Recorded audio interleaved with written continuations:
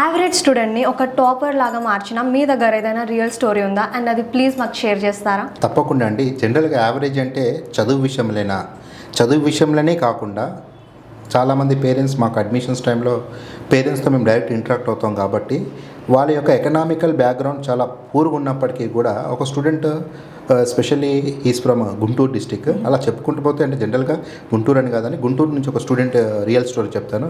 వాళ్ళ father actually lorry driver అనమాట. ఆ పిల్లోడికి ఏంటంటే డ్యాన్స్ యాక్టివిటీస్ కొంచెం డ్యాన్స్ చేయాలనే ఆలోచనలు ఎక్కువ ఉండేవి. వాడు మా దగ్గర జాయిన్ అయినప్పుడు ఒక 10 days ఒక 1 week to 10 days పిల్లోడు ఎప్పుడు ఎస్కేప్ అయిపోదామా, ఏం చేద్దామా, వాళ్ళ ఫ్రెండ్స్ అందరు ఎక్కడెక్కడ చదువుతున్నారు, నేను కూడా అదే చదువుదామని అనుకున్నాడు.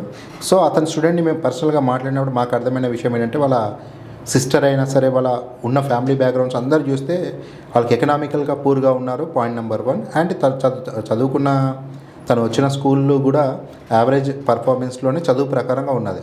బట్ మేము చేసిన మోటివేషన్ వల్ల అంటే జనరల్గా వాళ్ళ ఫ్యామిలీ బ్యాక్గ్రౌండ్ మనకు తెలిసినప్పుడు మనం కూడా అలాంటి బ్యాక్గ్రౌండ్లో వచ్చాం కాబట్టి ఈ టైంని వృధా చేయొద్దు, ఈ విధంగా వెళ్ళాలి అనే ఒక చిన్న మోటివేషన్ ద్వారా పిల్లోడు టాపర్స్ అంటే 90% ఎబోవ్ ఉన్న వాళ్ళకన్నా కూడా ఈ అబ్బాయి ఫస్ట్ సెలెక్షన్స్ రావడం నా పర్సనల్ లైఫ్లో కూడా ఫుల్ ఇన్స్పిరేషన్గా ఉంటుంది.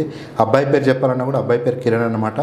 సో ఈ విధంగా చెప్తే ఒక అబ్బాయి తిరుపతి నుంచి ఉన్నాడు, ఇంకొక అబ్బాయి ఇప్పుడు మనకు వనస్థలిపురం ప్రసాద్ అనే అబ్బాయి ఉన్నాడు. ఒక చిన్న గవర్నమెంట్ స్కూల్ నుంచి చదువుకొని వచ్చి నా దగ్గర ట్రైనింగ్ తీసుకొని ఇప్పుడు ప్రజెంట్ మనకు ఇండియన్ సర్వీస్లో వర్క్ చేస్తున్నారు. ఇలా చెప్పుకుంటూ పోతే వందలాది స్టూడెంట్స్ యొక్క స్టోరీస్ ఉన్నాయండి.